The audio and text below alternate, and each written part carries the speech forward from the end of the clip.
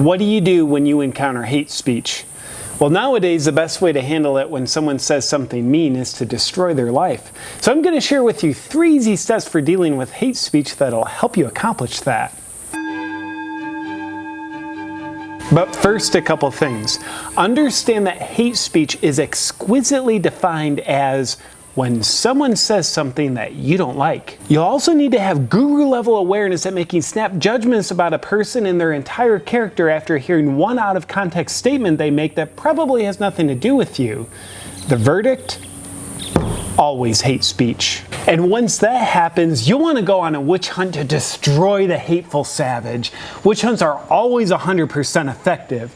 That's why there's no witches anymore. And with that in mind, now you're ready for my 3 easy steps for dealing with hate speech. Step 1, victimize yourself. Make it all about you by telling the world how hurt you are by the words of the other person that wasn't talking to you. Sticks and stones might break your bones, but words are a spear right through your heart. Step 2, vilify them. Tell them what they meant by the words they said. Then start a movement against this person by creating a hashtag. That'll continuously reinforce your victimhood while progressively vilifying them as you open-mindedly share one side of the story. Step 3, crucify them. You'll want to report them on all their social media accounts, trying to get them shut down, followed by relentlessly posting about their hateful ways on your accounts. And then try to get them fired and all future opportunities taken away from them by manipulatively lumping anyone who associates with them into the category of a hateful, racist, sexist person who's part of a pedophilia ring and hates puppies. Those people will want to avoid that classification, which means they'll have to avoid the person whose life you're trying to ruin, which will help ruin their life. Easy as that. Now let's put all this into practice with a working example of a hateful person. Michelle Obama. She recently wrote a book called Becoming. Now this is clearly a microaggression against the illiterate community. I can't think of anything more hateful. The pain! I don't know how to read. Writing a book, how could you be so insensitive? There's no pictures.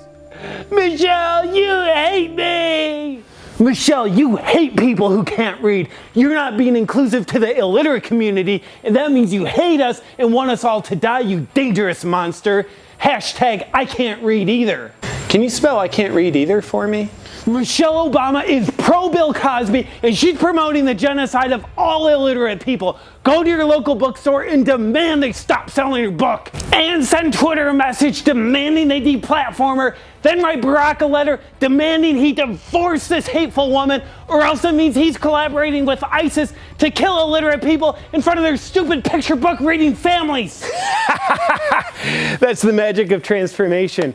Her life is destroyed, which means you've successfully dealt with hate speech with your hate. And remember, the more people you can get on board with your emotionally charged outrage, the better. If you can spread your outrage to other people like a healthy version of AIDS, then your 3 easy steps for dealing with hate speech will always be successful most of the time.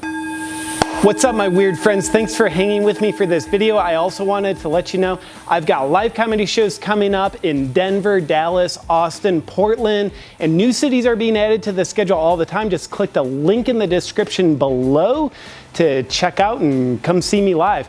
Also, I want to let you know I've got my I'm Offended limited edition t-shirts available only until February 13th. If you want to grab one, you can grab it via the other link in the description below. See you next time.